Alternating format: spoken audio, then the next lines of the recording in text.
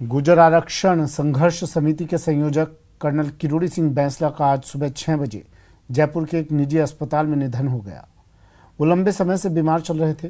तबीयत ज़्यादा बिगड़ने पर उन्हें आज तड़के सीकर रोड के एक निजी अस्पताल ले जाया गया, जहां उपचार के दौरान उनका निधन हो गया।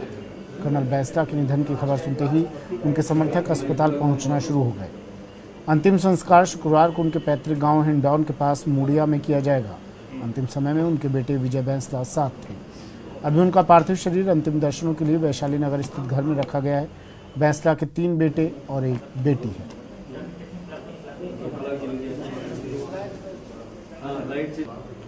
मुख्यमंत्री अशोक गहलोत ने कर्नल किरोड़ी सिंह बैंसला के निधन के बाद एक ट्वीट किया, अपनी संवेदनाएं प्रकट की। मुख्यमंत्री ने लिखा, उन्होंने एमबीसी वर्ग के आरक्षण के लिए लंबा संघर्ष किया है। एमबीसी वर्ग को आज आरक्षण मिल पाया तो अगर किसी एक व्यक्ति को श्रेय जाता है तो वो कर्नल बैंसला ही है। मुख्यमंत्री का एक ट्वीट, साथ में उन्होंने लिखा कि सेना में रहते हुए देश सेवा एवं गुर्जर समाज के लिए जो उन्होंने कार्य किए हैं, वो जो योगदान है वो अविस्मरणीय रहे।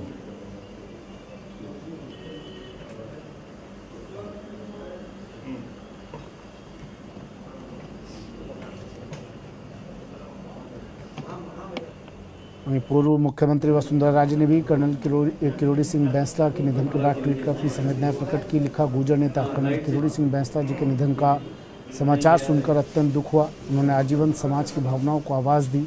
उनका निधन मेरे लिए व्यक्तिगत क्षति है। मैं ईश्वर से दिवंगत आत्मा को श्री चरणों में स्थान देने और परिजनों को धैर्य प्रदान करने की कामना करती हूँ।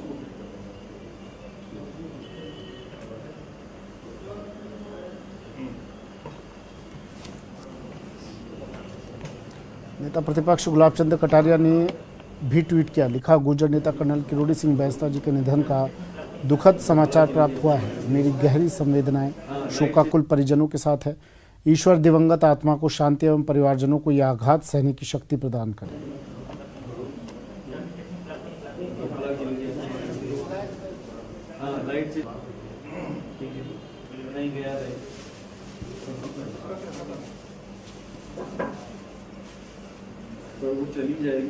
काफ़ी लंबे समय से बीमार चल रहे थे कर्नल किरोड़ी सिंह बैंसला। मधुमेह उन्हें था, बीमारी से ग्रसित थे।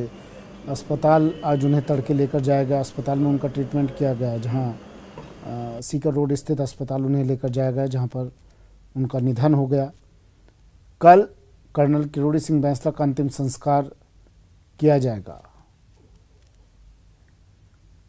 आज बड़ा दुख हम सभी लोगों को है कि कर्नल साहब, जिन्होंने लंबे समय तक सेवा में अपनी सेवाएं दी, भारतीय फ़ौज में एक अरसे तक काम किया, उसके बाद लगातार सामाजिक कार्यों से जुड़े रहे और राजस्थान सहित समूचे देश में अलग अलग गतिविधियां कर उन्होंने समाज के प्रति अपने पूरे जीवन को उन्होंने समर्पित किया। उनके जाने से हम सबको बड़ा दुख है। मैं अपनी तरफ से उनके परिवार को, सभी लोगों को बहुत।